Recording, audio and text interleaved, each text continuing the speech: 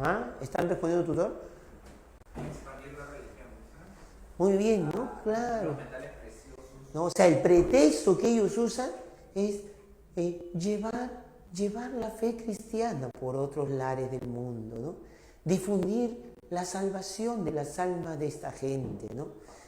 O contribuir con la salvación de las almas, llevar la palabra del Señor, llevar los logros de la civilización europea.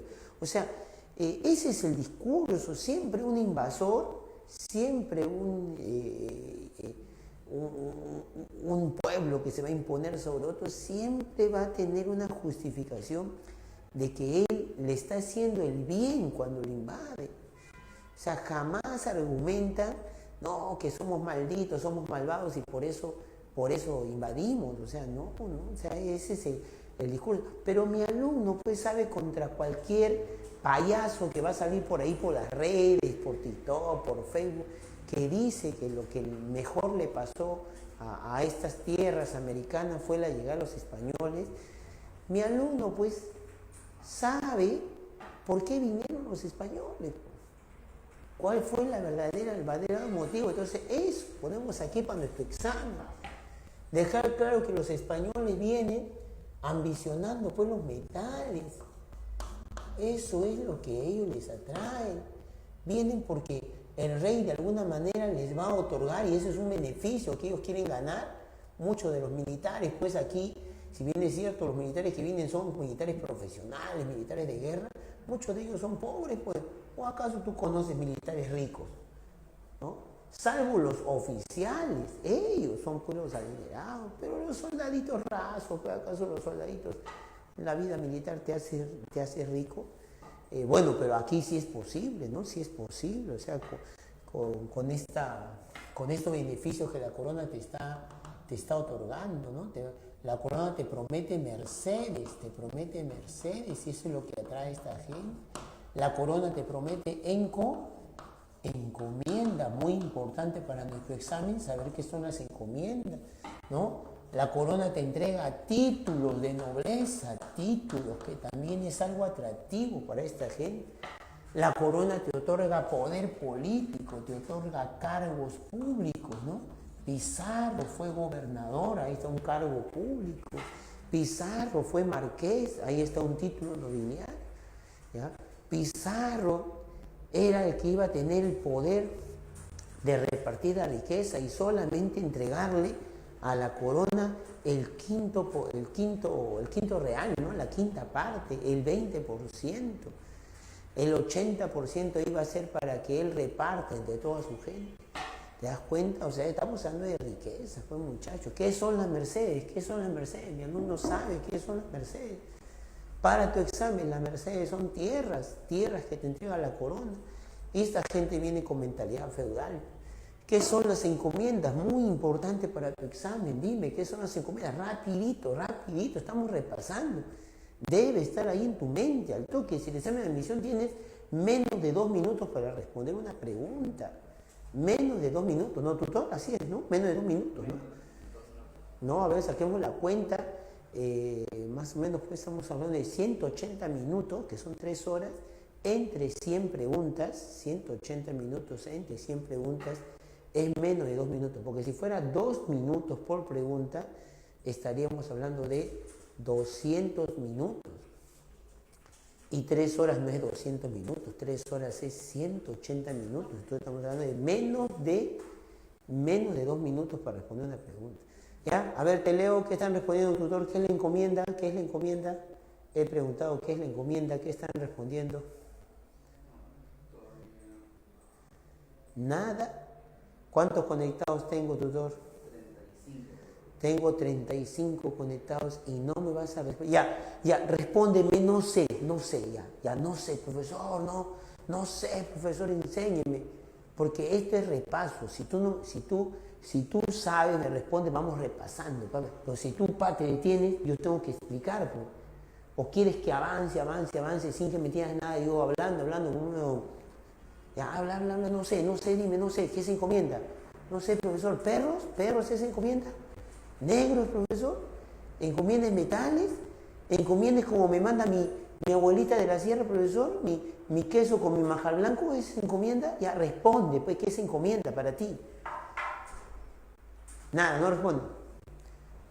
Ya me voy de la clase, ya me voy. Porque siquiera te he dicho que respondas no sé, te he dicho que respondas no sé. ¿Ya? O si no, pues voy a pensar que estoy haciendo clase solo, nadie está conectado. O perdón, están conectados, pues nadie me está viendo en la clase. ¿Para qué vas a hacer clase solo? Ya un no sé. Ya, un no sé, ya un valiente no sé. ¿Cómo se llama? Franco. Ya, muy bien, Franco, muy bien. Ahorita vamos a dar la respuesta. El resto, quiero saber el resto. Muy bien, Franco. Me demuestra que estás ahí atento, no sé, profesor. Un grupo de indígenas.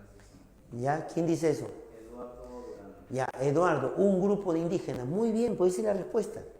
¿Ya? Y el resto no habla. Ya, tutor, es chamba de usted, que la gente hable, porque la gente, tú sabes, que se conecta y se va a lavar sus platos, se conecta y se va a comprar el pan. Ya, pues, muchacho, ese repaso, te conectas y vas a comprar el pan, te conectas y vas a abrir el timbre, te conectas y te vas a poner a limpiar tu sala. Ya, pues, muchacho, ese no es repaso. ¿Ve? ¿Quieres ingresar o no? ¿Ya? Ya, y si tu mamá me está escuchando ahí, que tu mamá me escuche, por favor, ¿ya? Que tiene que dejarte el tiempo ahí para que tú te concentres. Señora, señor, a ver lo que están escuchando ahí, clase virtual no quiere decir que su hijo pueda hacer las dos cosas a la vez, ¿no? Que va a atender su clase y le va a ayudar a pelar la alverjita, le va a ayudar a picar la zanahoria, ¿no? Está bien, señora, yo estoy de acuerdo con que su hijo le ayude, a todos deben ayudar, pero tienen que establecer horario, que pele la alverjita, no sé, a las 5 de la mañana o un día antes del tutor en la noche, pero la cosa, señora, tiene que iniciar su mamá, el profesor Mito me ha dicho que las horas que es clase, que empieza a las 8:15, bueno, a las 8 con el tutor, hasta las 5 de la tarde, con esos intervalos de break que tienes, ¿no? De recesos que tienes, debes estar concentrado. Y bueno, los 15 minutos que tienes de receso, como si fuera una clase virtual, como si fuera una clase presencial, muchacho. En los 15 minutos te vas a los servicios, no sé, te vas a hacer un pendiente que tu mamá te dejó, de repente que mires a los pollos que están en tu corral, qué sé yo, que le des de comer al perro, qué sé yo. Ya, pues, muchachos, ¿está bien o no? A ver, ya, ahora sí, ¿están atentos? Ya hablaron con su mamá ahí al costado, ya se despidieron. Dile a tu mamá que no te incomode en tu clase, dile. ¿Ya? Ahora sí, ya. Opiniones, o estoy equivocado. ¿Está equivocado el profesor Miguel? Dime. ¿Puedes hacer dos cosas a la vez? ¿Qué dice tutor? ¿Qué dice la gente? ¿No? Sí pasa. Pasa. ¿No? Y tu mamá no entiende, ¿no? Pepe Lucho, abre el timbre. ¿Estás en tu clase? Abre la puerta que están tocando el timbre. ¿Cómo vas a abrir tú? Pues tú estás en clase. Y ahora sí, escúchame, esta es la regla. Si no sabes algo, me respondes no sé. Si yo encuentro ahí 10, 15, no sé, entonces no estás entendiendo pues lo que estoy explicando, porque no tienes la información. Entonces, ¿qué estamos repasando si no tienes la información? No te olvides, entonces, tutor, todo lo que comentan, dime, ya para estar atento. Tierras, grupo de indígenas, ¿no? Grupos indígenas que te los entregaban como forma de recompensa. Digo, obviamente tiene su pretexto, ¿no? El pretexto del rey de que tú vas a proteger a los indios, ñangas, que tú vas a proteger a los indios, que te entregan a un español, un grupo de indígenas, 100, 200 indígenas, para que los evangelice. Dicen, ñangas, pues esa es la excusa, pues, ¿no? Tal como hoy día están metiendo la excusa, la rectora de San Marcos está metiendo excusa que estudiantes eternos, ¿no? Para quitar ciertos derechos que ahora ya no va a haber, ¿no? De cambiarse de carrera, ¿no? O sea, no tengo derecho a cambiar de carrera, o sea que voy a estar eternamente en una carrera que no me gusta. Ten cuidado con los razonamientos, o sea, porque hay uno, no sé, pues, un desadaptado, bueno, que está 30 años en la universidad, que por eso muchacho, ese es el pretexto, pues, ese pretexto. Ya voy a hablar de eso en mi podcast voy a hablar de eso, ¿no? Ya, porque por ahí sale a hablar cada cosa que se llama profesor, sale a hablar cualquier sandez y las cosas tienen que discutirse, pues, ¿no? No es así creer de buenas a primeras, ¿no? Mucho menos, pues, si tú sabes historia, pues, muchacho, no vas a estar razonando en función a lo que hablan los actores sociales. Tú tienes que ver el trasfondo que hay detrás de su discurso. Los discursos son unos, los trasfondos y los intereses son otros, están ocultos. Tú tienes que verlo, como según su práctica. A la gente se le saca según su práctica, según lo que hace, no lo que dice. Lo que dice es una parte, pero lo que hace es lo que determina. ¿Ya?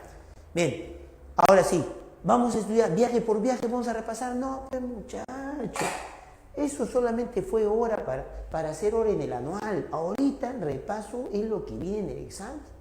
Dime, ¿cuáles son las consecuencias de todo este proceso? Eso es lo que ha venido, lo que viene en el examen de admisión. Las consecuencias de este proceso. ¿Ya? Y con las consecuencias vamos repasando pues, todo el resto, ¿no? Por ejemplo, antes de meterme en las consecuencias, pregunto, ¿cómo se llama el permiso que le entregó el rey de España, Carlos V, a Francisco Pizarro, para que ahora, como una empresa auspiciada y respaldada políticamente por el Estado español, por el Imperio español, se metan a los incas? Ese contrato se llamó el contrato... Bueno, no tenía nombre de contrato, ¿no? Capitulación de Toledo. Muy bien, todo. La capitulación de Toledo, por el cual Pizarro recibe cuantioso beneficio. Es el inicio, no te olvides, de la traición de Pizarro a sus socios, ¿no? Porque sus socios no reciben en la proporción que él recibe. ¿Cuál es la consecuencia económica del proceso de la llegada de los españoles, de la invasión, de la incursión española? ¿Acaso una consecuencia económica no es el inicio de una explotación feudal? Inicio de una explotación feudal aquí en estos territorios, explotación feudal. ¿Dónde se refleja la explotación feudal? En la encomienda, pues, en la encomienda. ¿O acaso que me vas a decir que esa es una explotación obrero-capitalista, asalariada? ¿Acaso el indio recibe un salario? Bueno, a menos los primeros años de la invasión, de la conquista, el indio no recibe más que, dizque la protección, dice. ¿Cómo se llama ese tipo de explotación donde un señor de la tierra en Europa dice que protege a los campesinos, ¿no? Y por esa protección dice que le deben tributar, ¿no? Le deben tributar con trabajo, ¿no? La corvea, con parte de la producción, ¿no? De las tierras que ellos cultivan, parte de la producción se le entregan al señor. ¿Cómo se llama eso? Pues dime. O yo estoy inventando, ¿no? Feudalismo, ahí está.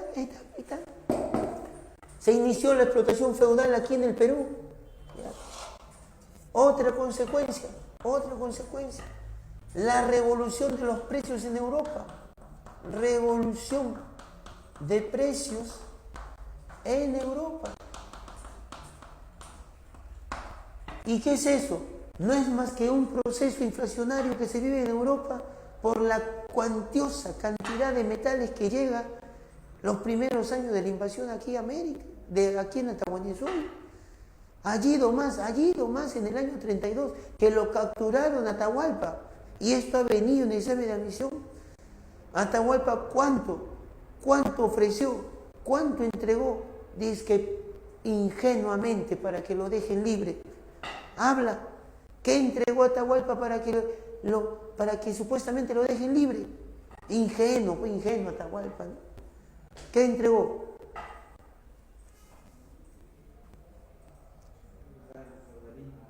¿Qué entregó Atahualpa para que le habían prometido lo iban a dejar libre? 2 cuartos de plata y 1 cuarto de oro. ¿Ya? Y le mandaron su parte al rey. Algunos españoles se regresaron, con la cantidad que les tocó, se regresaron a España a disfrutar sus miles de pesos que habían ganado, ¿no? o sus miles de barritas de oro y plata, porque se convirtió en barritas de oro y plata, todos esos metales que Atahualpa mandó a traer de todos los templos, de todos los palacios, de todos los lugares de culto.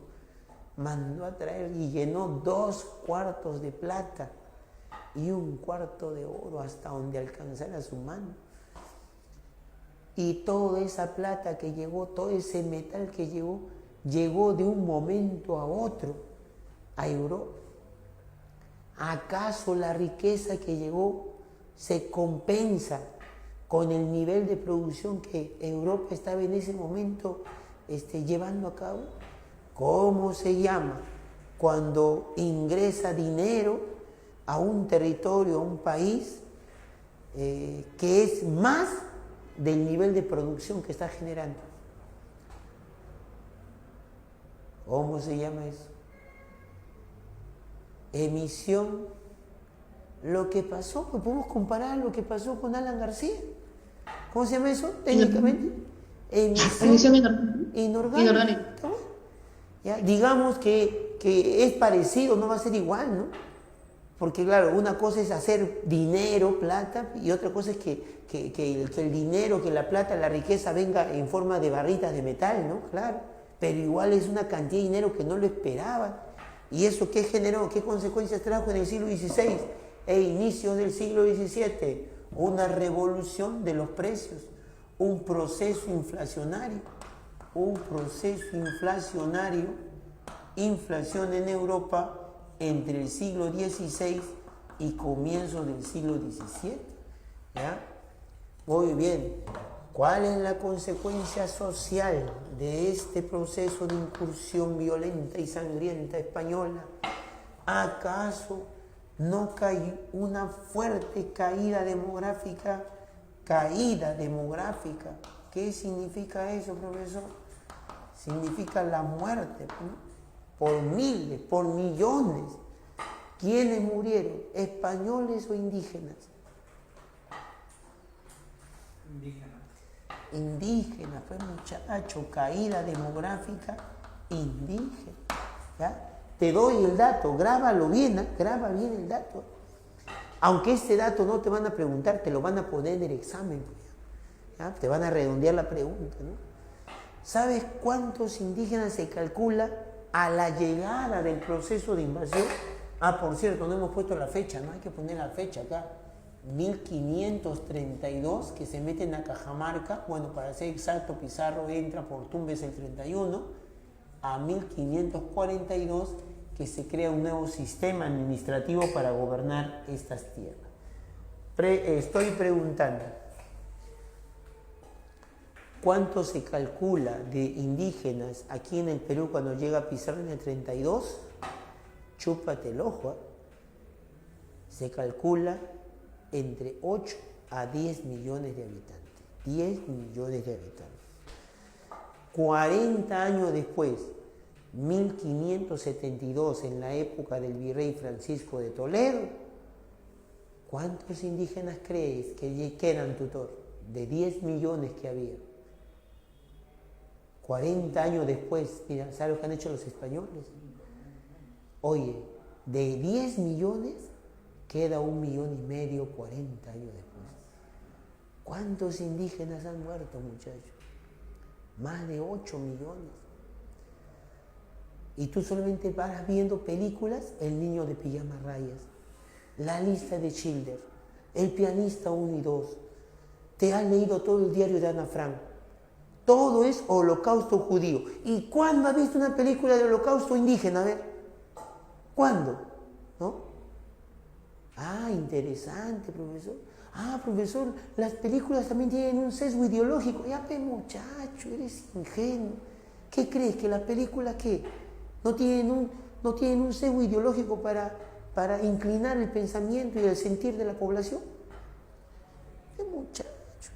Y ahora sale por ahí cada payaso a decir que lo que España ha venido es lo mejor que nos ha pasado, ¿no? Que aquellos que dicen de la matanza, de la conquista, de la invasión violenta y sangrienta, son más que farsantes que han tejido toda una leyenda negra. O sea, yo cuento leyendas negras, dice. Ten cuidado con esos farsantes que salen por ahí por las redes. ¿Sabes? Y bueno, de verdad me amarga, porque niega todo el holocausto, niega toda la matanza. ¿Ya? Ahora, pregunta esa misión, ¿por qué cayó principalmente la población indígena? ¿Por qué muere principalmente? Causas, sobre todo, causa principal. Pregunta de esa misión, otra pregunta de esa misión. La rivalidad de las por las rivalidades de las panacas. Por las enfermedades. Sobre todo, ¿qué enfermedades? La V y la S. Lúcete. Uno es la viruela y el otro es la viruela y el sarampión. Tercer lugar, la gripe. Los españoles se hacen achis y matan miles de indios. Hoy por millones se muere la gente. ¿Ya? Esa es la respuesta de esa misión. La viruela, el sarampión, las enfermedades. Pero nos van a seguir preguntando sobre eso. Porque ha venido, se repite sobre ese punto. Porque es trascendente, puedes reflexionar, preguntarte por qué murieron tantos indígenas. ¿No? Y tener claro, mueren por qué, porque los españoles los matan a espadazos, ¿no? También, pero más mueren por las enfermedades, a menos las primeras décadas. No te olvides las primeras décadas. Pero el profesor Miguel tiene que profundizar más, porque no basta con un dato de enfermedad. O sea, las enfermedades nos atacan, ¿por qué? Porque el sistema inmunológico de los indios no está preparado. Ya, está bien. Pero ¿qué pasa con el sistema inmunológico, tutor, después de algunos años? El sistema inmunológico se adapta, se enfrenta y se adapta y genera resistencia a esos virus y a esas bacterias. Sin embargo, 1572, 40 años después, quedaba 1 millón de indígenas. 1620, 50 años después, quedan 600.000 indígenas. O sea, siguen muriendo. 40, 50, 60, 70 años después siguen muriendo por miles de millones. Bueno, miles, ¿no? O sea, el sistema inmunológico está demorando en adaptarse. Entonces, profesor Miguel y los investigadores de este tema reflexionan, analizan, quieren entender por qué el sistema inmunológico no ha frenado esa caída demográfica, por qué tarda tanto. Entonces, muchachones, no puede ser solamente así nomás ver las enfermedades. La enfermedad es la consecuencia. Tenemos que ver la causa más allá, la causa por qué el organismo del indígena no resiste, no se adapta. Ya entiendo que los primeros años mueran, pero no va a pasar pues 100 años y sigue muriendo la gente, pues, ¿no? Algo tiene que haber, ¿ya? Entonces ahí reflexionamos, muchachos. Pregunto, para que el sistema inmunológico sea fuerte, resistente y se adapte a otras enfermedades y virus nuevos, ¿cómo alimentas el sistema inmunológico?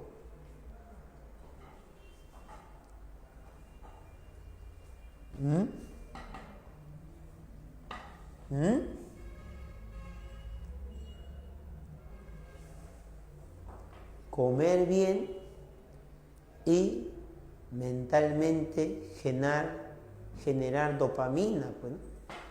Dopamina, ¿cierto, tutor? Dopamina es cuando la hormona de la alegría, ¿no? De la felicidad, cuando socializas, ¿no? En cambio, cuando estás triste, melancólico, estás ansioso, estás tenso, estás deprimido, ¿qué generas, muchachos? Para ustedes que la rompen en psicología, ¿qué generas cuando estás triste, melancólico, decaído, ¿no? Depresivo? ¿Qué generas? ¿Qué hormona generas que te hace daño a tu sistema inmunológico? Cortisol, interesante, ¿no? Entonces, pues, muchachos, mira aquí, el tributo indígena, los españoles comenzaron a cobrarlo en especie. El tributo indígena se cobra en especie. El tributo indígena que están cobrando los encomenderos desde los primeros años. Eso significa que de las cosechas de los pobres indígenas tiene que desprenderse para pagar a su encomendero. ¿Ya? No solamente en trabajo los hace trabajar, sino también en especie, les quita el sustento. Cada vez menos comida para ellos y para su familia. A eso súmale la movilización en otros trabajos, en otros sectores. El encomendero moviliza a los indígenas para que vayan a trabajar sus tierras, para que vayan a trabajar minas buscando oro, los moviliza hacia otros sectores para que les genere riqueza, a sus encomiendas. ¿Ah? ¿Y eso qué significa? ¿Acaso no significa que queda menos tiempo para dedicarle a sus tierras, a sus cultivos? ¿Acaso no significa mayor esfuerzo de trabajo, mayor desgaste de energía y la alimentación no está siendo buena? A eso súmale el ganado vacuno que llega, el ganado vacuno, el ganado ovino, el ganado caprino, ¿ya? Cabras, toros, vacas, ovejas, que empiezan a reproducirse aceleradamente en estas tierras. Los españoles que las crían comienzan a necesitar cada vez más campos de cultivo para darle de comer a su ganado. ¿Y eso qué significa, muchachones? No significa quitarle la tierra a los indígenas, en desmedro pues de los indígenas el crecimiento de los españoles. ¿Ah? Encima les quitan sus tierras, sus mejores tierras. Encima los hacen trabajar de más, ¿ya? Y encima le quitan su abastecimiento, lo ajustan cada vez a menos comida. ¿Ya? Pregunto, ¿se están alimentando bien? Pregunto, ¿están descansando lo suficiente como para recuperar energías? Y a eso súmale el trauma del impacto, el trauma psicológico de la propia invasión, el trauma psicológico de la propia invasión. La ansiedad que genera el hecho de que los españoles en cualquier momento pueden matarte, en cualquier momento pueden dañar a tu familia. Si le gusta a tu esposa, se va a agarrar a tu esposa. Si le gusta a tu hija, se va a agarrar a tu hija. ¿Eso qué genera, muchachos? Eso genera un estado de alerta, de ansiedad. ¿Ya? Hoy día sabemos qué hormona se genera y esa hormona te debilita o te fortalece. Entonces todo eso se suma para que las enfermedades hagan daño. Pues muchacho, ahí está. ¿Me están entendiendo nada más? Doctor, ¿qué dice? ¿Me están entendiendo o no? Ahí está. Consecuencia política. Ya mucho tiempo estamos dedicando, mucho tiempo. Ya. Consecuencia política, la caída, cae el imperio de los incas, cae el imperio inca. ¿Ya? No te olvides, esto ha venido hasta por gusto, a cada rato, todos los años viene. ¿Por qué cayó el imperio de los incas? ¿Por qué tan rápido se vino abajo? ¿Por qué solamente 168 españoles se tumbaron del imperio? Ya ponle 200, ¿no? Porque 30 se habían quedado en San Miguel de Tangarará, San Miguel de Piura, ¿no? La primera ciudad que Pizarro fundó, y subieron 168 a Cajamarca, capturaron a Atahualpa. 200 españoles son los que han venido. ¿Cómo se tumbaron un imperio? ¿Cuál es la causa? Muy bien, te lo sabes, llevas el examen.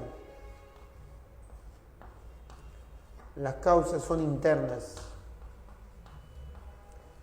Las causas no son externas, las causas son internas. Las causas son internas. Las causas están en el interior del imperio, no las armas, no la táctica de los españoles, no los cascos de los españoles, ni que tengan barba, ni que tengan caballo. Las causas están en las contradicciones internas, causas internas. Las contradicciones, causas internas, las contradicciones,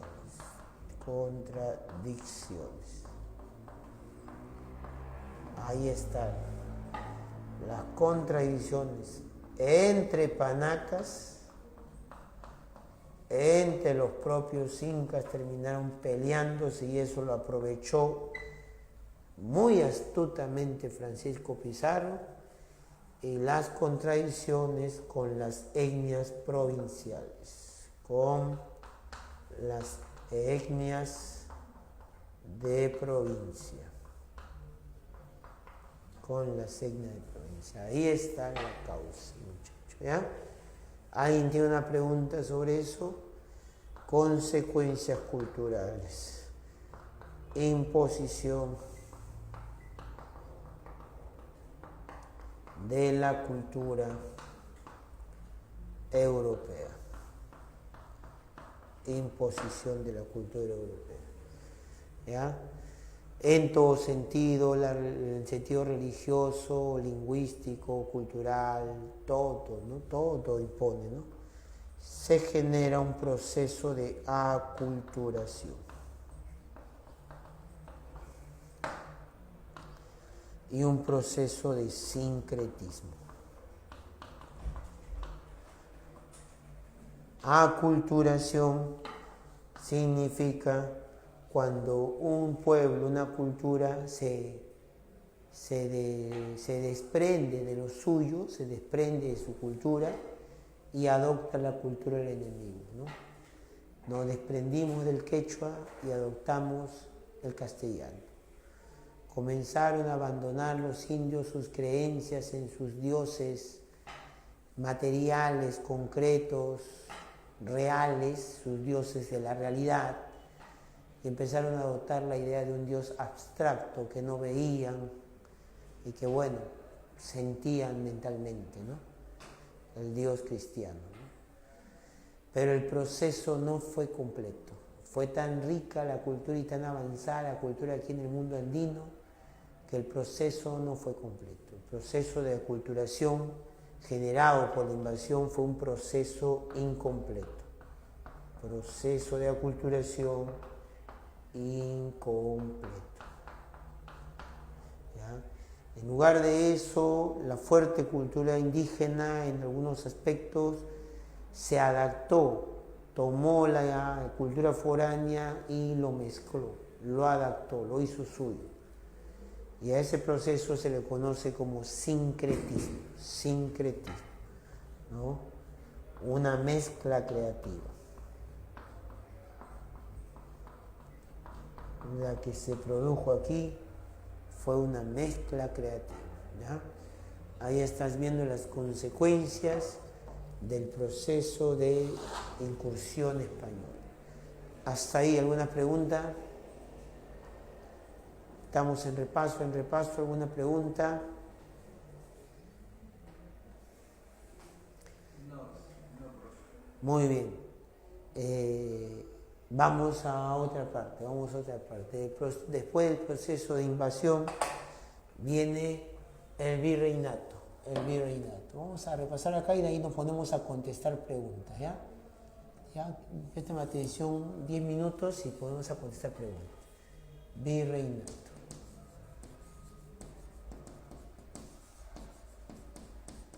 Virreinato entre el 42, 1542 y 1821. ¿Ya? No te olvides. El virreinato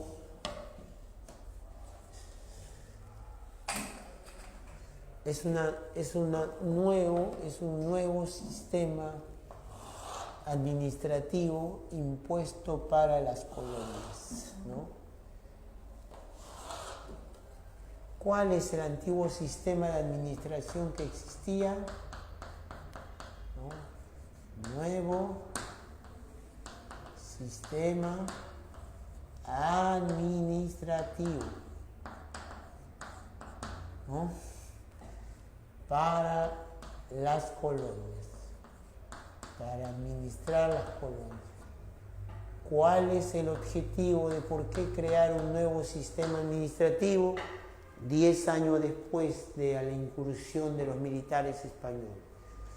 El objetivo es que la corona busca el control directo de estas tierras y de estas riquezas. Hasta ahorita el control se lo ha otorgado a los primeros militares españoles. Era necesario porque esta gente era la punta de lanza de la invasión. Era los que con su sangre y con su riesgo que corrían de su vida iban a pelear por el rey. Pero una vez que ya lo tienen bajo su control, más o menos un control, la corona inicia una nueva forma de administrar para que las decisiones se tomen allá en España, en la península, ¿no? Entonces la corona busca el control directo de las riquezas y de la fuerza de trabajo indígena, ¿no? De las riquezas y de la fuerza de trabajo indígena. Ahí está, R de riquezas y de indígena. Muy bien. ¿Cuándo se creó el virreinato? Creación. ¿Con qué leyes se crea el virreinato? Creación. El virreinato se crea con las leyes nuevas. Las leyes nuevas de Indias. El virreinato se crea con las leyes nuevas de Indias de 1542. Entre las muchas leyes que va a emitir el rey de España, pregunto, entre las muchas leyes que va a emitir, ¿cuál es la principal? Dime la principal ley que vas a llevar al examen de admisión, que fue el principal perjuicio por qué los españoles militares aquí se van a ir en contra del rey. ¿Cuál fue esa ley que les afectaba directamente a los primeros militares, a los primeros españoles, a los primeros conquistadores, también le puedes decir aquí? Las encomiendas no se heredarán. Las encomiendas ya no serán heredables. Se puso fin a la perpetuidad de las encomiendas. Muy bien, muchachos. Y eso generó una tremenda reacción. Ponemos ahí por eso, reacción contra el virreinato, ¿no? Ahí está, reacción contra el virreinato. ¿No? Reacción contraria, ¿no? Reacción contraria al virreinato. ¿Acaso los encomenderos, invasores españoles, los primeros, acaso no se rebelaron contra el rey? La primera reacción la rebelión de encomenderos, rebelión de encomenderos.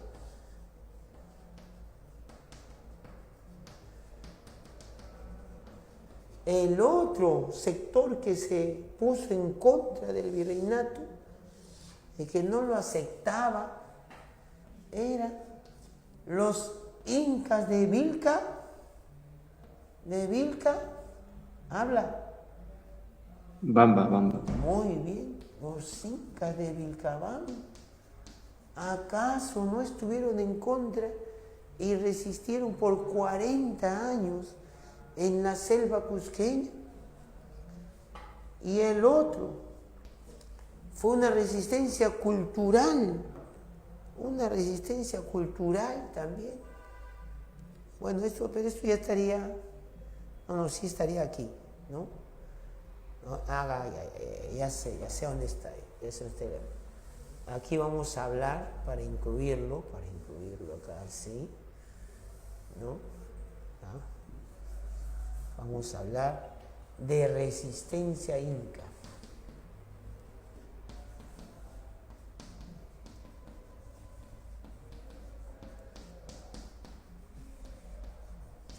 ¿Ya? La resistencia inca tiene tres momentos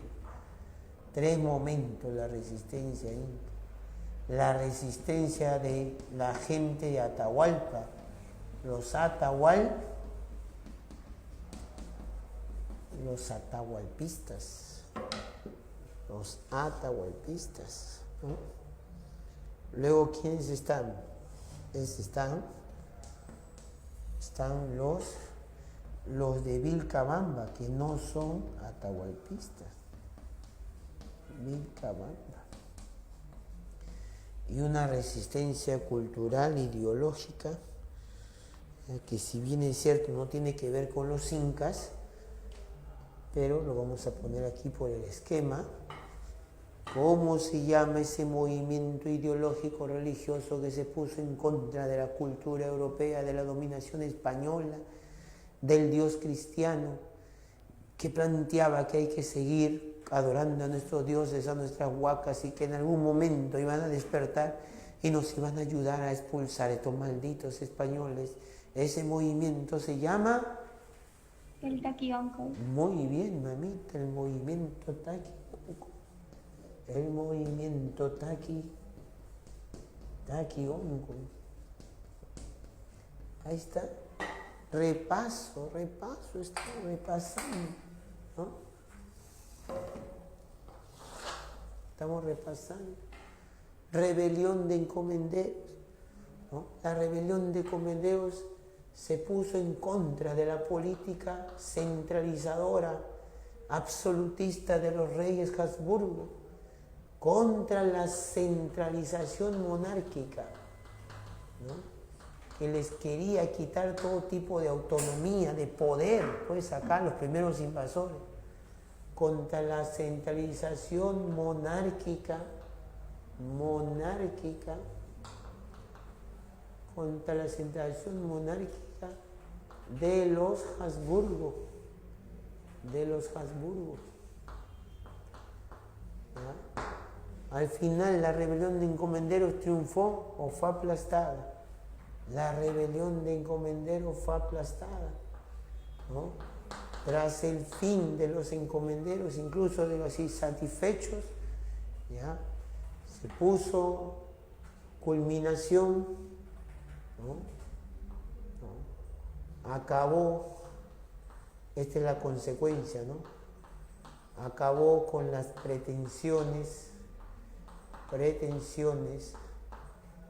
de alguna manera de cierta autonomía feudal que buscaban reivindicar los españoles, ¿no? Los primeros invasores, ¿no?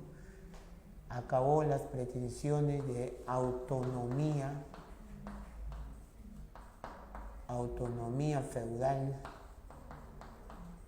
feudal de los encomenderos.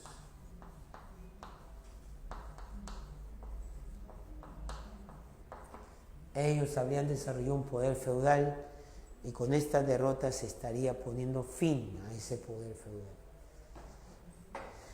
Los atahualpistas con Quisquis, Rumiñahui, entre los más célebres, Quisquis, Rumiñahui, ¿contra quiénes? Se pelearon contra Toparpa, el primer títere de Pizarro, contra Manco Inca, contra Toparpa, contra Manco Inca, el segundo títere, contra el propio Pizarro y sus huestes. Pero no solamente eso, los atahualpistas también tuvieron que hacer frente a las etnias enemigas que apoyaron a Pizarro, contra Toparpa, Manco Inca, Pizarro, y contra las etnias enemigas de los incas. Etnias provinciales, hay que poner, etnias provinciales.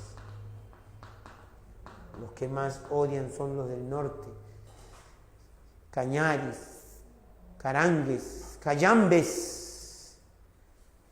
Toda esa gente de arriba de Ecuador odian a los incas en general y se pusieron a merced de Pizarro para enfrentarse a las tropas atahualpistas.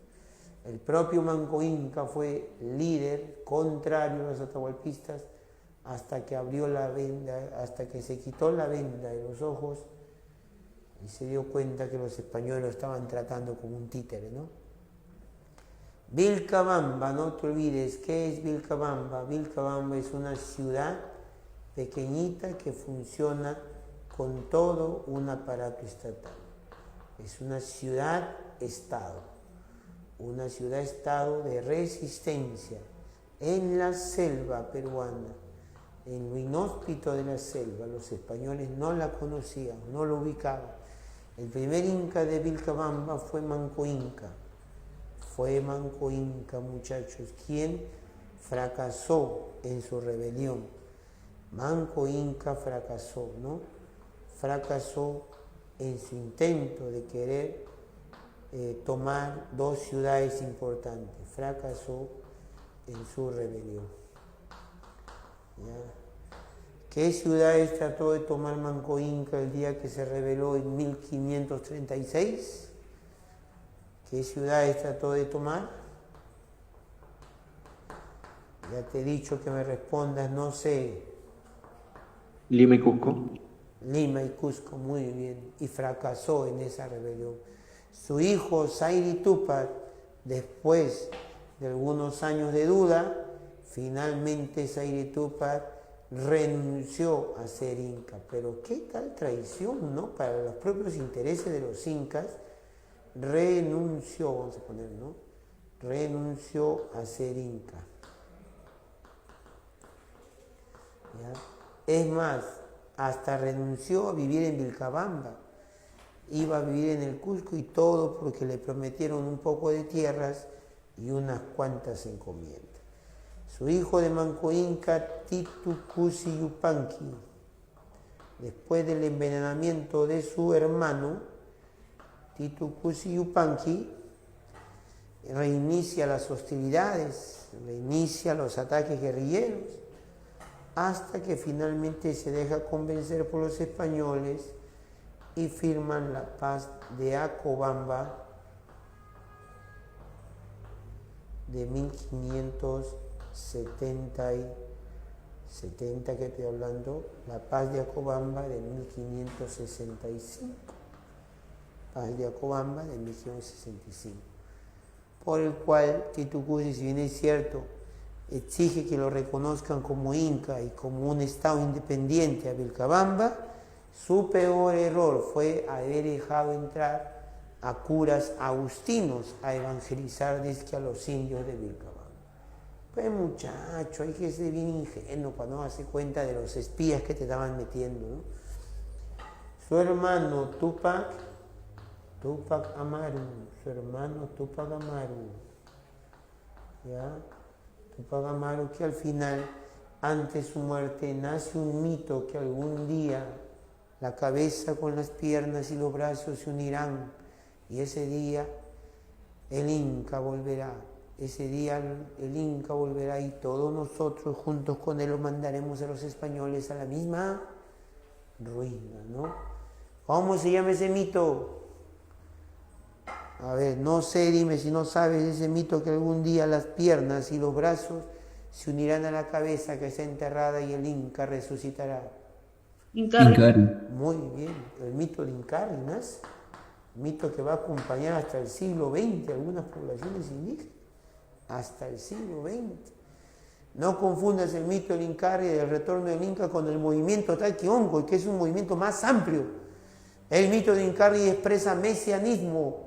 El movimiento Taquiongol es toda una organización de religiosos andinos que difunden y aplican prácticas religiosas andinas, ¿no? Movimiento Taquiongol, todo un movimiento de resistencia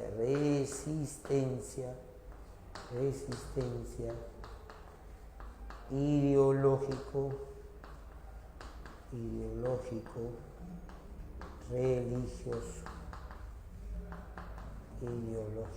religioso, todo un movimiento de resistencia ideológico religioso, ¿no? Muchachos, esa es la reacción. Por 40 años el virreinato no funciona del todo con esos objetivos que se ha planteado el rey, porque de alguna manera la reacción le lo limita, genera dudas si aplicarlas o no frente a esta situación de resistencia. ¿Quién es el virrey con el quien se consolida el virreinato? ¿Con qué virrey se consolida el virreinato? El virreinato empieza a funcionar para lo que fue creado. para generar riquezas abundantes para el rey. ¿Con qué virrey se produce eso? Lúcete. Francisco Toledo. ¿Cuándo el virrey? Toledo, Francisco de Toledo. Muy bien. Entonces pongamos aquí la consolidación del virreinato. La consolidación del virreinato se produce con las reformas de Toledo. Las reformas toledanas. Mientras que yo escribo algunas reformas toledanas con las que debemos ir al examen, anda respondiendo de la 1 a la 5, creo.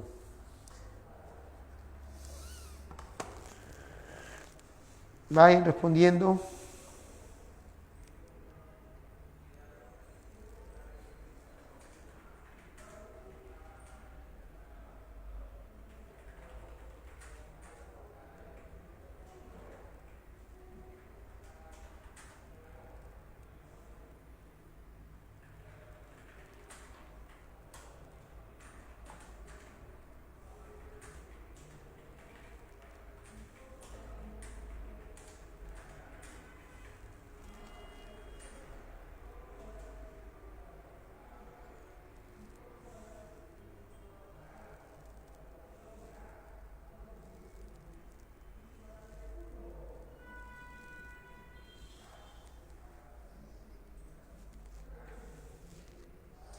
Muy bien, háganme preguntas, mientras voy colocando en la pizarra lo que voy a explicar.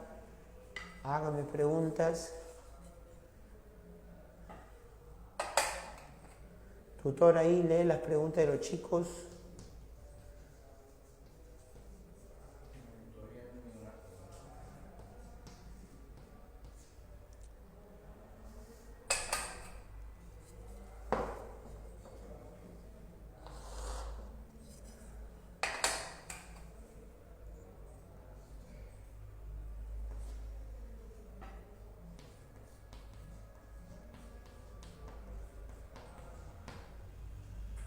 Audición.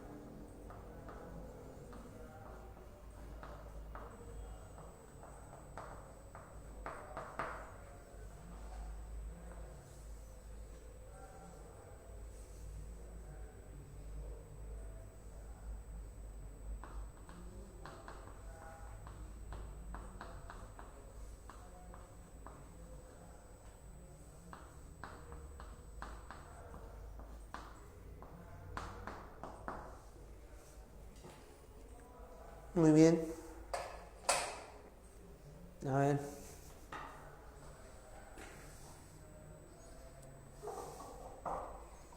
Número 1.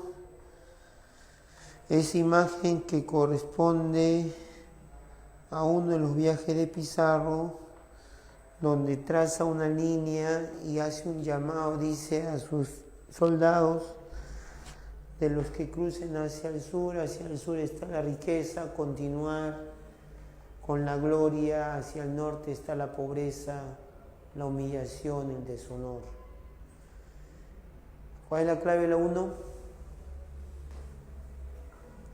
Clave de la 1. Nada, no responde. Una pintura de Juan Lepiani, ¿no? Juan Lepiani, el pintor del siglo XIX. La respuesta la C. Muy bien, la respuesta la C. ¿Ya? Muerto Atahualpa, ¿a quién se apresuraron a coronar el primer títere antes de Manco Inca, que todavía estaba en el Cusco? Muerto Atahualpa, ¿a quién se apresuraron a nombrar el primer títere? Primer títere de Pizarro. Habla.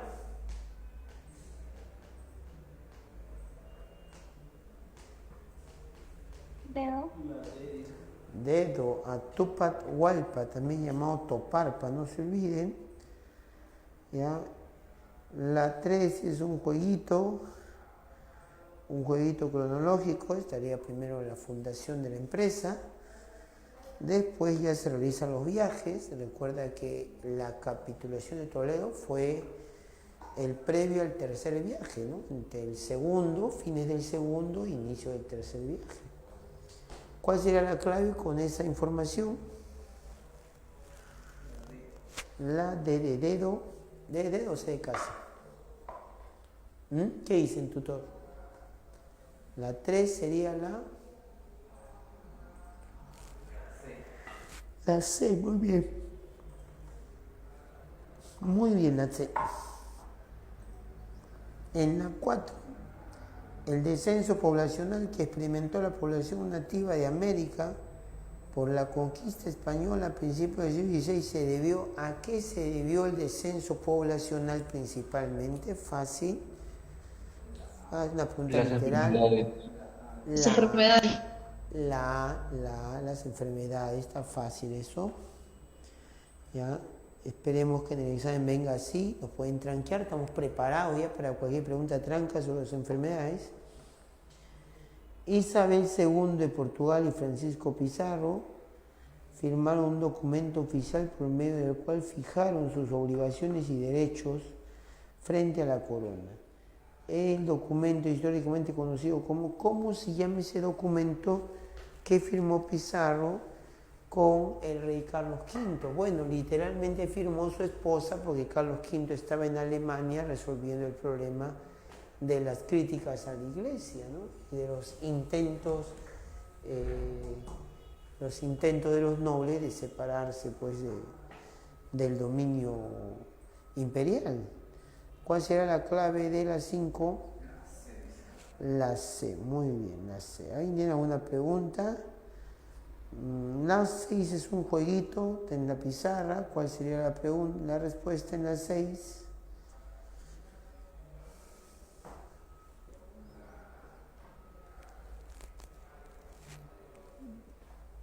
Respuesta en la 6, muchachos.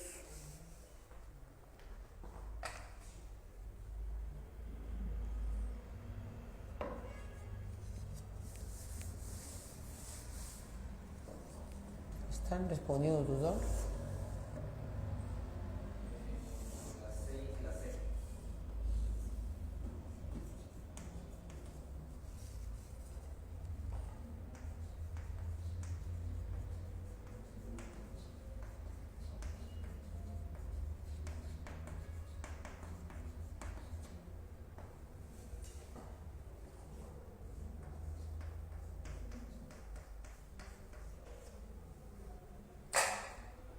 La C y la C. Muy bien. La C y la C.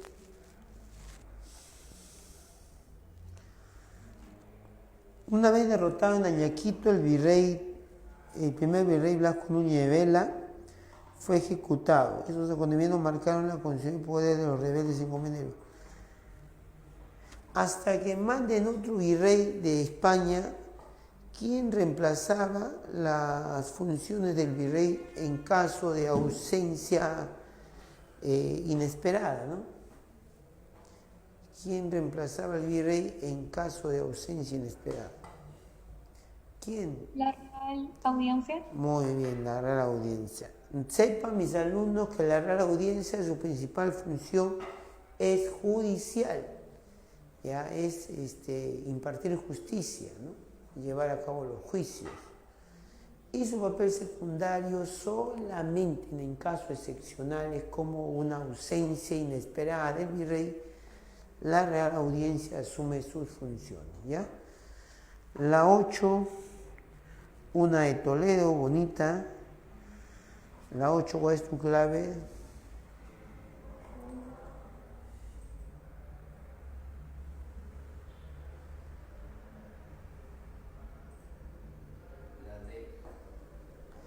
La D de dedo, ¿no?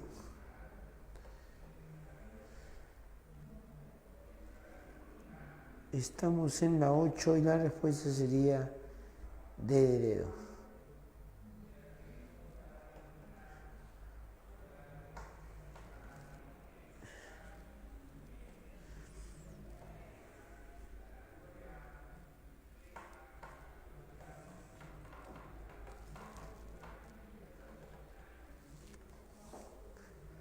¿Cuál es la respuesta? ¿La 9?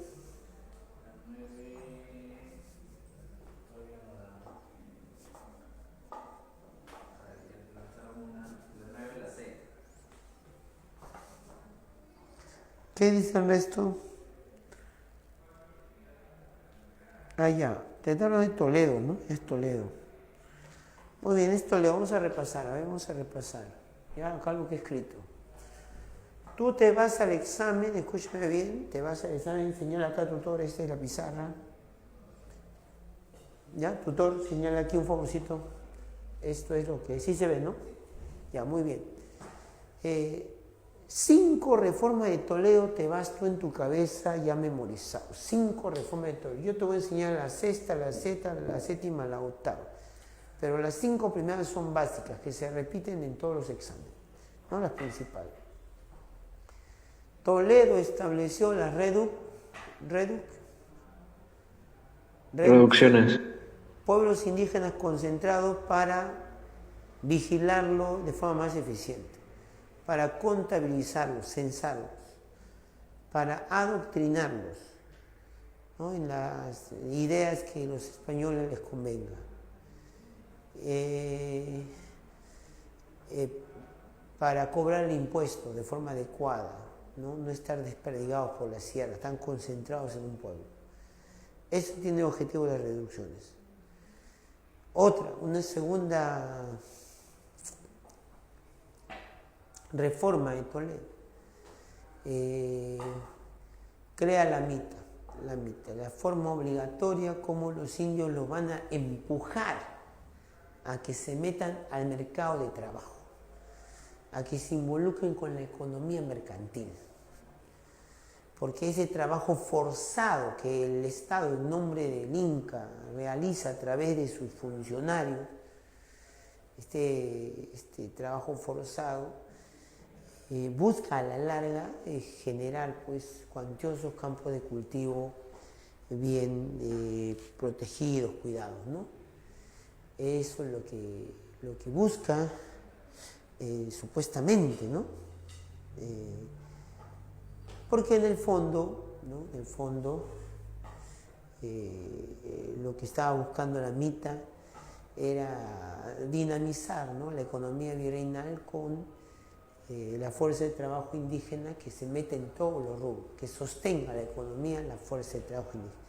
Mientras permanezcan en sus cerros, al lado de su pacarina y de su tótem, qué sé yo, no van a generar riqueza para el imperio, o muy poco lo van a generar. Tiene que forzarlos a salir. Por eso es la mitad. La mitad es obligatoria. Y también crearon otro sistema llamado los Toledo. Además crea el sistema del tributo indígena en moneda, obligando a los indios a tener que conseguir monedas trabajando, porque se le obliga a la par a los encomenderos españoles a que paguen por cada indígena que trabaja, ¿no? Para ellos, que le exigen su fuerza de trabajo, tiene que pagar. ¿Ya? La cuarta medida es la instauración del Tribunal de Santo Oficio, y la quinta medida, el aplastamiento de los incas de Vilcabamba. Tiene 5 reformas de Toledo para tu examen.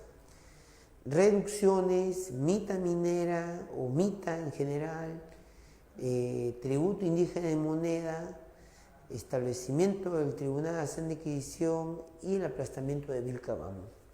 Sexta reforma, auspició crónicas contra los incas, haciéndolo quedar a los incas como los malos de la película, como los tiranos y los usurpadores, en cronistas que se dejaron pagar por Toledo para crear esta historia falsa, ¿no?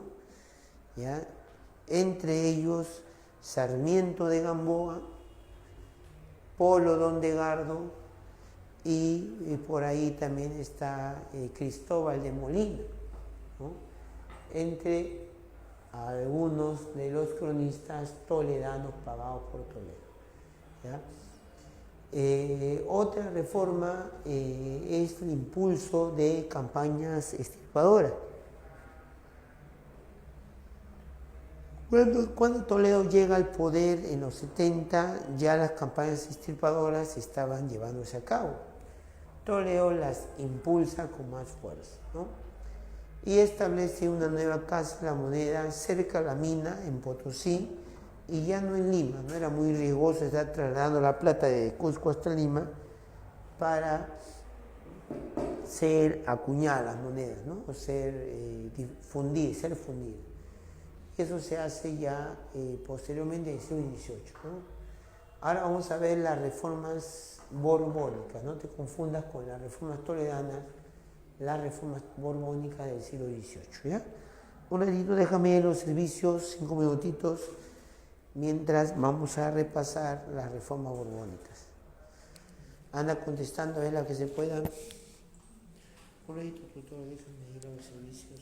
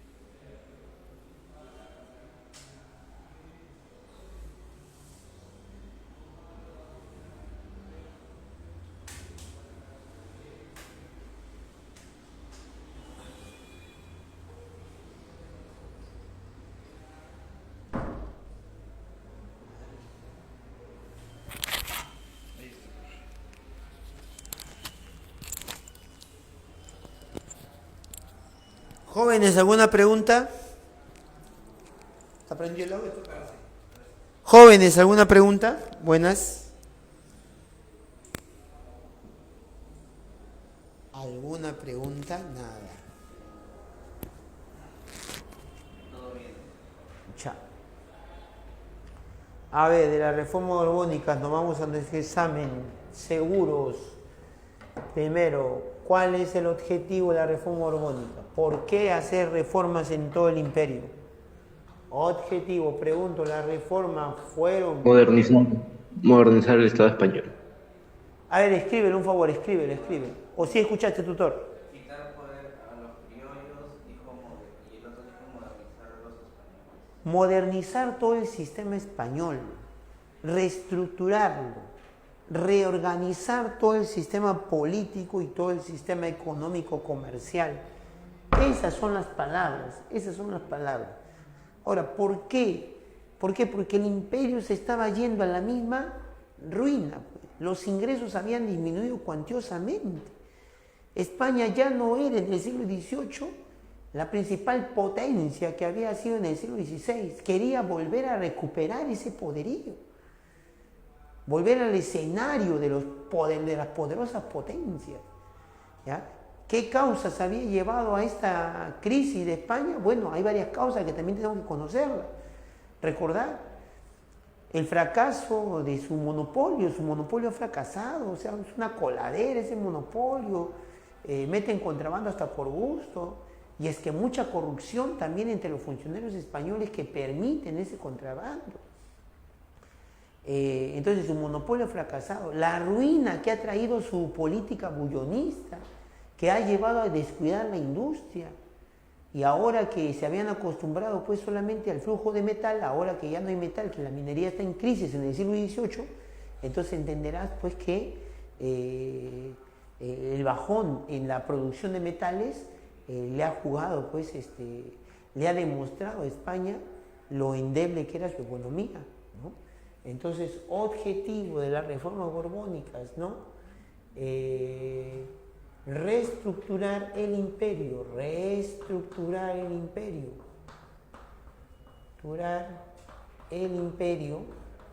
¿no? Todo, no solamente las colonias, la metrópoli y todo, reestructurar el imperio, ¿no? Y fomentar con esta reestructuración su recuperación a potencia, su recuperación como potencia, y fomentar su recuperación como potencia. Ahí está el objetivo, ¿no? Para conseguir este objetivo, impulsaron una serie de reformas económicas y una serie de reformas políticas.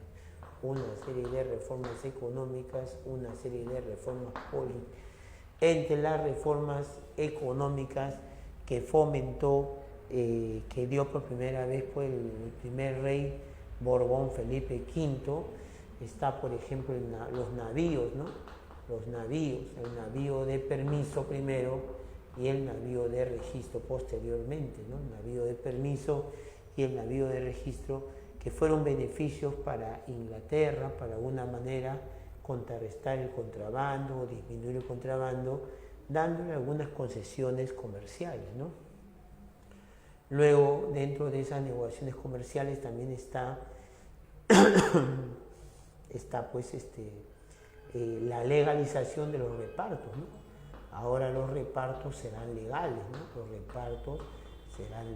Y de alguna manera, si te das cuenta, esto también tiene un objetivo de trasfondo, ¿no? Tiene el objetivo de promover las exportaciones metropolitanas, ¿no?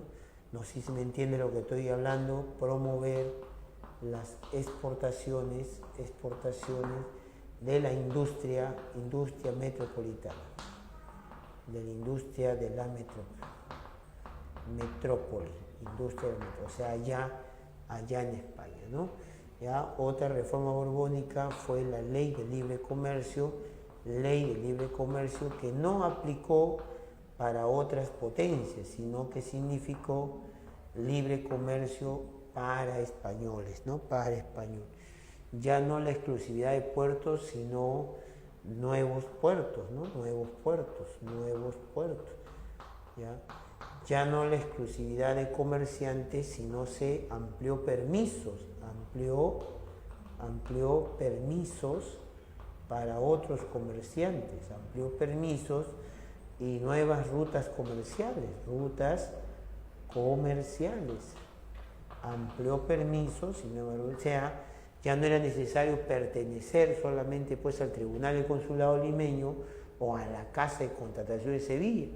Ya no era obligación usar la ruta que ellos usaban, la ruta transatlántica de Sevilla a Panamá, ya no era esa ruta, ahora va a ser otras rutas por el Atlántico, pero hacia Buenos Aires, hacia el Cabo de Hornos para salir al Pacífico. ¿Me están entendiendo lo que estoy hablando sin dibujo? Repaso, ¿me están entendiendo? Estás volando, habla. Cuando digo cruzando el Atlántico para ir por Cabo de Hornos o por el Estrecho de Magallanes y salir al Pacífico, ¿me estás entendiendo lo que hablo? Ya, si no hablas es porque se supone que me estás entendiendo, ¿no? Tutor, ¿qué dice la gente? Esta gente está dormida, de verdad. Muy bien, me da gusto que digan unos 30 que digan sí, pues. ¿No? Amplió permisos y rutas comerciales, la ley de libre comercio. ¿Qué están diciendo, doctor? ¿Qué está diciendo? Todo bien, ya. Bueno, otra reforma borbónica, no te olvides, suben las alcabalas se incrementan después, de precio, ¿no? Suben las alcabalas, ¿no? De alguna manera también eso presiona pues a los comerciantes y peor todavía, más perjudicial fue la creación de aduanas internas, claro, esto fue más perjudicial todavía, ¿no? Aduanas internas. El 10º real como forma de incentivar las nuevas inversiones mineras, el 10º real, ¿no? Pagar menos impuestos para fomentar las inversiones mineras, ¿no? ¿Ya? Las nuevas demarcaciones territoriales, ¿no? Los nuevos límites territoriales o las nuevas delimitaciones territoriales,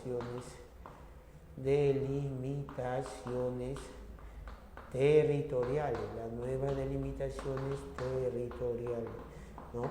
Como la creación de nuevos virreinatos y nuevas capitanías. Se creó la Capitanía de Venezuela, el Virreinato de Río de la Plata, el Virreinato de Nueva Granada. La Capitanía de Chile no fue creada, pero se le dio autonomía porque hasta ese momento dependía desde el siglo XVI del Virreinato del Perú, ahora iba a tener su propio presupuesto, ¿no? ¿Ya? También tenemos que hablar de la renovación burocrática que comienza a desplazar de los puestos a los criollos, desplazan a los criollos de los principales puestos públicos, desplazan a criollos de los puestos públicos. Eso también fue un golpe para los criollos que va a generar un resentimiento, ¿no? De puestos públicos, ¿no? Ya no van a ser oidores, ya no van a ser funcionarios, a menos de los más altos comenzaron a sacarlos, comenzaron a impedir, ¿no? ¿Ya? La expulsión de los jesuitas, ¿no? Expulsan a los jesuitas.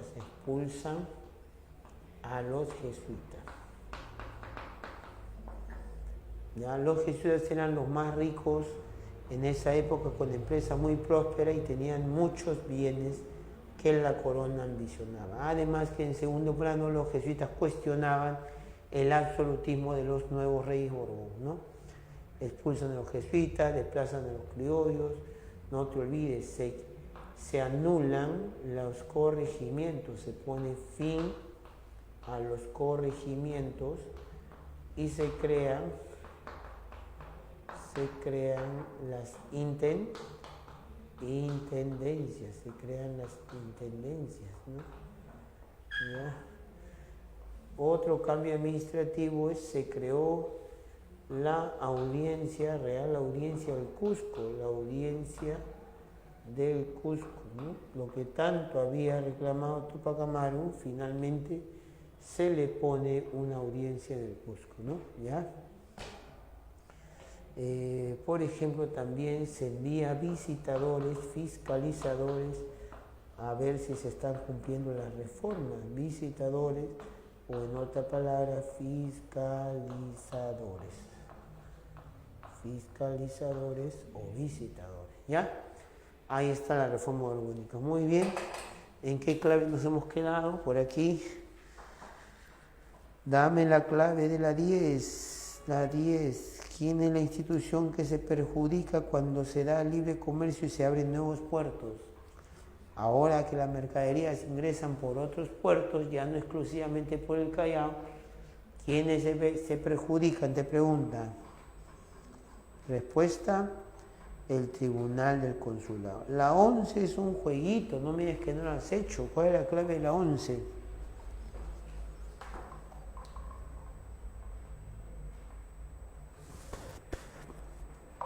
Clave de la 11. ¿No la sacas?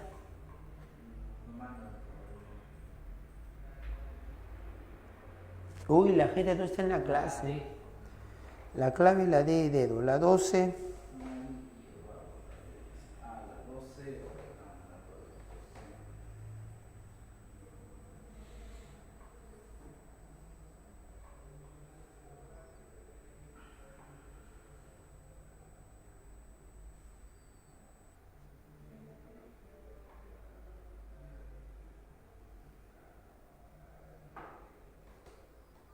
Ya, la 12. La 12 es fácil, la D de dedo, creación de una audiencia en el Cusco. La 13. La 13 es rebuscadito un poco, ¿no? ¿Quién gobernó entre San Martín cuando se fue y Bolívar cuando llegó? Esos meses entre San Martín y Bolívar, entre el 22 que se va a San Martín y el 23 que entra Bolívar en septiembre, está el régimen del Congreso, ¿no? El Congreso se quedó como el gobernante, el primer Congreso constituyente, y cuando el Congreso organiza las campañas a puertos intermedios, ante la primera derrota, los españoles se burlan con ese estribillo de que está amenazando que se van a meter a Lima de nuevo, ¿no? De aquí a Lima hay una legua, te vas, te vienes, nos vamos, se burla el ejército realista de los patriotas. En ese sentido, la clave sería la E de enano. ¿Cuál es la clave de la 14? Me voy contento si en la 14 han respondido bien.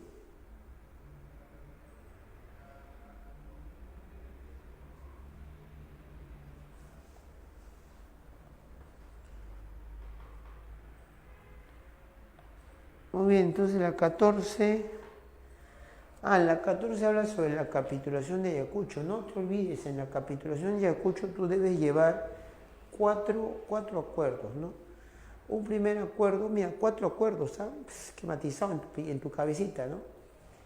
En la capitulación de Ayacucho, los generales reconocen la independencia. No España, no el rey, los generales que se están rindiendo. Canterat, ¿no? En este caso, reconoce la independencia.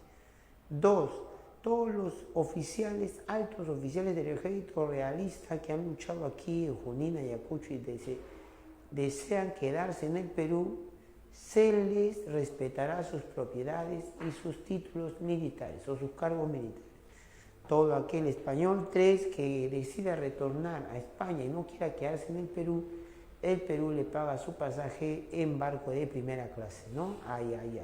Y cuarto, el Perú reconoce una deuda de independencia a España. Imagínate, ha ganado el Perú, pero pierde, parece que perdiera, ¿no? En esta negociación.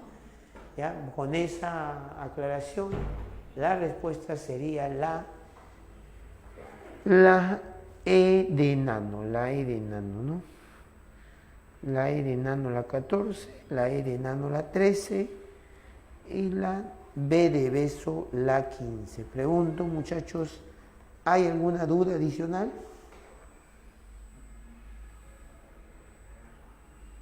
¿Hay alguna duda?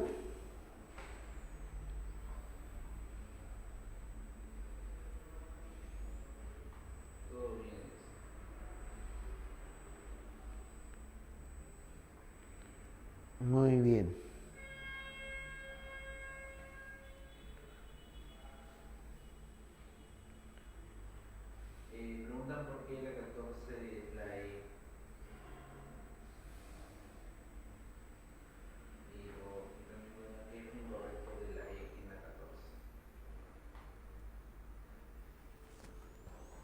¿Por qué la 14 es la E? ¿Por qué la 14 es la E?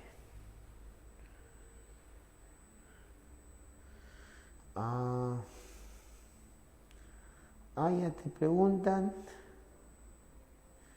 ¿cuál de los siguientes enunciados es incorrecto con respecto al documento mencionado? El reconocimiento español de la independencia peruana de los demás países hispanoamericanos que ya se han establecido como repúblicas. El reconocimiento español de la independencia peruana y de los demás países hispanoamericanos que ya se hayan establecido como repúblicas. El reconocimiento español de la independencia del Perú no es un reconocimiento español, es un reconocimiento de los generales que estaban rindiendo. No reconocía a nivel de Estado, ¿no? La capacidad de Ayacucho no es un reconocimiento estatal del reino. España es más, las siguientes décadas no va a reconocer la independencia. Hasta muy pasado, pues, la guerra con España todavía, ¿no? Entonces, España no va a reconocer la independencia hasta fines del siglo XIX. Ya recuerda que en el 65 hay una guerra con España que se quería agarrar las Islas Guaneras de Chincha, ¿no? Castilla no quiso pagarle la deuda justamente porque no reconocía la independencia. Y de ningún estado latinoamericano, hispanoamericano. Muy bien, muchachos, eso sería todo. Conmigo sería hasta otra oportunidad. Hasta la otra semana, estudien bastante. ¿Ya? Ha sido todo eso. Cuídense. Chao, fa. Recording stopped.